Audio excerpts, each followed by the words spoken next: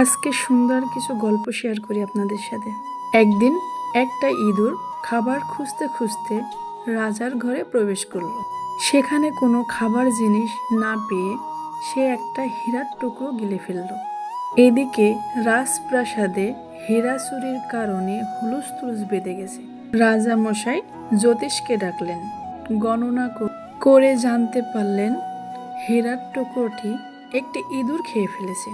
সেনাপতি হীরা উদ্ধারের জন্য ডিরা পিটিয়ে পুরস্কারের ঘোষণা দিয়ে দিলেন। এরপর এক শিকারী রাজসভায় এসে সে বলল, আমি ইঁদুর মেরে হীরা উদ্ধার করে আনব।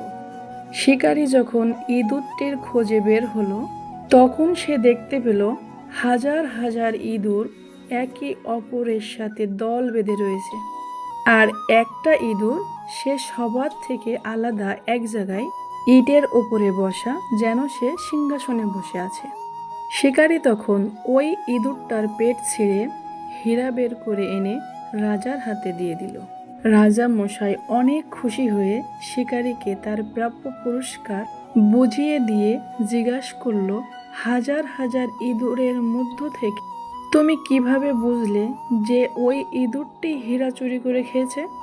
শিকারী একটু মুস্কো হেসে জবাব দিল, এটা খুবই সহজ কাজ রাজামশাই। মূর্খ যখন হঠাৎ বিত্তমান হয়ে যায়, তখন সবার থেকে সে নিজেকে আলাদা মনে করে, নিজের জাতির থেকে চলাফেরা মেলামেশা বন্ধ করে দেয়। এই মূর্খ ইঁদুরটাও তাই করেছিল। নিজেকে সবচেয়ে ধনী এবং রাজা মনে করছিল। ইঁদুরদের ভিতরে রাজা ঘোষণা করে সে আলাদা বসেছিল। এখন এই গল্পটা থেকে আমরা শিখতে পারি, হঠাৎ অর্থগমে স্বজন কিংবা বন্ধু ভুলে গেলে ধ্বংস সন্নিকটে।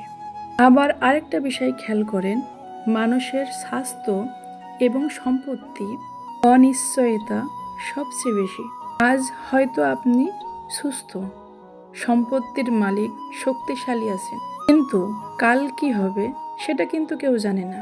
তাই শরীরের জোর কিংবা সম্পত্তির অনেক বড়াই গর্ব করা আসলে নিজের অজান্তে পতনের পথ তৈরি করা। শরীরের শক্তি চিরস্থায়ী নয়, সেটা আমরা সবাই জানি। তবুও শরীরের শক্তি নিয়ে দিনের পর দিন বড়াই করে যাই। এক মুহূর্তেই আপনি অসুস্থ হয়ে যেতে পারেন। দামি হাসপাতালের বিছানায় থেকেও সুস্থতার নিশ্চয়তা কেউ কিন্তু দিতে পারবে না। আবার সম্পত্তি, অর্থ খুব ক্ষণস্থায়ী। ব্যবসার লোকসান, প্রাকৃতিক দুর্যোগ বা সামান্য একটু দুর্ঘটনায় সবকিছু কেড়ে নিতে পারে। দারিদ্রতা কখনো কারোর বলে আসে না। আবার অন্যদিকে গর্বের কারণে মানুষ অহংকারে ডুবে যায়, অন্যকে অবহেলা করে, মানুষের মূল্যবোধ ভুলে যায়। অথচ ইতিহাস সাক্ষী দেয়, যে সকল মানুষ সম্পদের গড়িয়া দেখেছে, শেষ পর্যন্ত তারা অপমান ও কষ্টে ডুবে গেছে। তাই শিক্ষণীয় বিষয় হলো, মানুষের তার চরিত্র, জ্ঞান, মানবিকতা ও আচরণের জন্য মূল্যায়ন করা উচিত।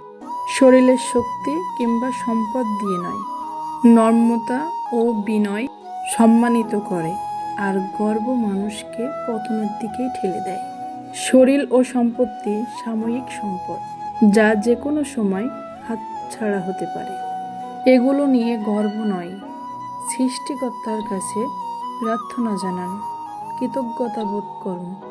মানুষের কল্যাণে সেই সমস্ত কিছু ব্যবহার করা হোক আপনার জীবনের আসল শিক্ষা।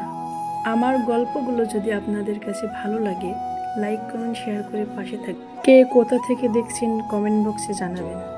আমি চেষ্টা করব আপনাদের কমেন্টের সুন্দর সুন্দর উত্তর দেওয়ার জন্য। আমাদের জীবনটাই তো একটা গল্প।